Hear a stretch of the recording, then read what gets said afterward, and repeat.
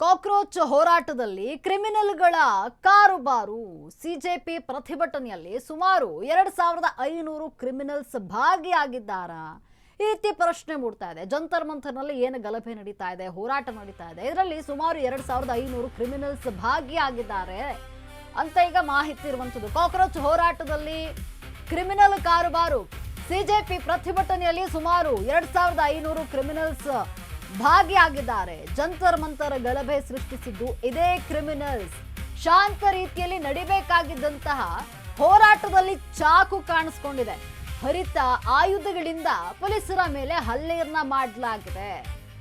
ನ್ಯಾಯಕ್ಕಾಗಿ ಹೋರಾಡೋರ ಗುಂಪಿನ ಮಧ್ಯೆ ಅನ್ಯಾಯದ ಕೃತ್ಯ ನಡೆದಿದೆ. ಗಲಭೆಯಲ್ಲಿ ಪ್ರತಿಭಟನಾಕಾರರಿಗೆ ಪೊಲೀಸರಿಗೂ ಗಾಯ ಆಗಿರುವಂಥದ್ದು.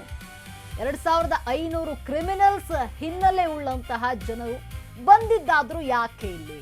ಈ ಗುಂಪಿನಲ್ಲಿ ಇನ್ನೂ ಕೆಲ ಕ್ರಿಮಿನಲ್ಸ್ ಇರುವಂತಹ ಶಂಕೆ ವ್ಯಕ್ತವಾಗ್ತಾ ಇದೆ.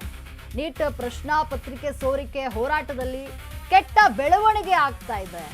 ಈ ಪ್ರಕರಣಕ್ಕೆ ಸಂಬಂಧಪಟ್ಟಂತೆ ಪೊಲೀಸರ ತನಿಖೆ ಈಗ ಮುಂದುವರಿತಾ ಇದೆ. ನೋಡಿ, ಏನು ಜಂತರ್ ಮಂತರ್ನಲ್ಲಿ ಪ್ರತಿಭಟನೆ ನಡೀತಾ ಇದೆ, ಇದಕ್ಕೆ ಮತ್ತಷ್ಟು ತನಿಖೆ ಚುರುಕುಗೊಂಡಿದೆ. 15 ಜನರ ವಿರುದ್ಧ FIR ಅನ್ನ ದೆಹಲಿ ಪೊಲೀಸರು ದಾಖಲಿಸಿದ್ದಾರೆ.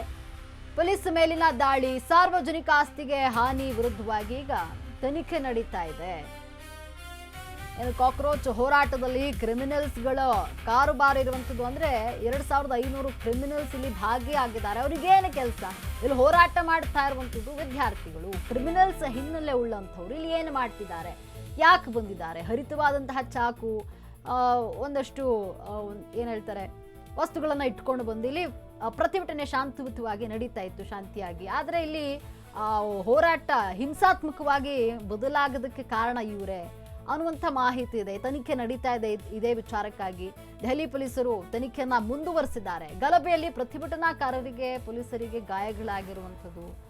ಶಾಂತಿಯುತವಾಗಿ ನಡೀತಾ ಇದ್ದಂತಹ ಪ್ರತಿಭಟನೆ ಹಿಂಸಾಚಾರವಾಗಿ ಮಾರ್ಪಡ್ತು. 2500 ಕ್ರಿಮಿನಲ್ಸ್ ಹಿನ್ನೆಲೆ ಉಳ್ಳಂತಹ ವ್ಯಕ್ತಿಗಳು ಈ ಒಂದು ಪ್ರತಿಭಟನೆಯಲ್ಲಿ ಭಾಗಿಯಾಗ್ತಾರೆ. ಯಾಕೆ ಬಂದಿದ್ದಾರೆ ಅವರು? ನೀಟ್ ಪ್ರಶ್ನಾ ಪತ್ರಿಕೆ ಸೋರಿಕೆ ಹೋರಾಟದಲ್ಲಿ ಕೆಟ್ಟ ಬೆಳವಣಿಗೆ ಆಗಿರುವಂಥದ್ದು. ವಿದ್ಯಾರ್ಥಿಗಳು ಶಾಂತಿಯುತವಾಗಿ ಪ್ರತಿಭಟನೆ ಮಾಡ್ತಾ ಇದ್ರು, ಆದರೆ ಇಲ್ಲಿ ಹಿಂಸಾತ್ಮಕವಾಗಿ ಮಾರ್ಪಡುತ್ತೆ ಈ ಒಂದು ಪ್ರತಿಭಟನೆ.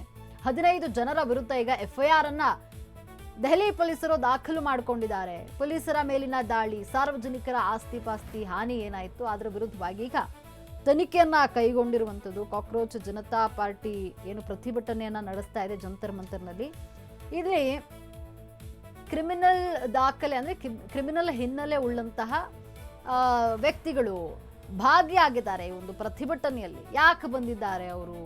ಇಲ್ಲಿ ಅವರಿಂದನೇ ಗಲಾಟೆ ಆಯ್ತಾ? ಈ ರೀತಿ ತನಿಖೆಗಳು ಆರಂಭ ಆಗಿದೆ. ಈಗಾಗಲೇ 15 ಜನರ ವಿರುದ್ಧವಾಗಿ FIR ಅನ್ನ ದೆಹಲಿ ಪೊಲೀಸರು ದಾಖಲು ಮಾಡಿಕೊಂಡಿದ್ದಾರೆ. ನೀಟ್ ಪ್ರಶ್ನಾ ಪತ್ರಿಕೆ ಸೋರಿಕೆ ಹೋರಾಟದಲ್ಲಿ ಇದೊಂದು ಕೆಟ್ಟ ಬೆಳವಣಿಗೆ.